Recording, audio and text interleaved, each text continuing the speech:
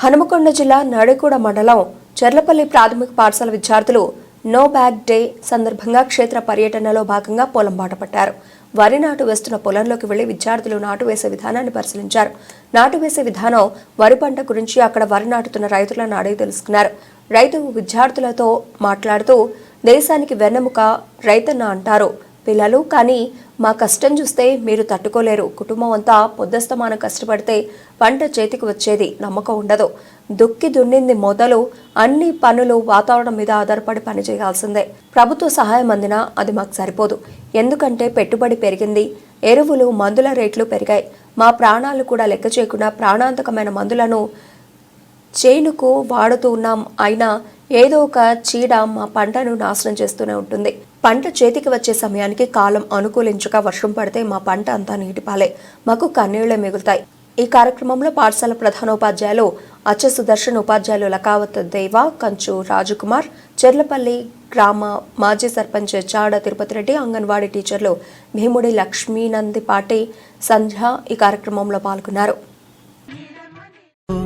ఎర్రట ఎండకు పని చేసే కూలీల చెమటల్లో దినదిన గండపు బతుకులే ఇక బందైపోవాలు. కాలికి గజ్జను గట్టి గొంతెత్తె కళాకారులలో పార్లమెంటుకు పంపే పాటల బాణిని గట్టాలు.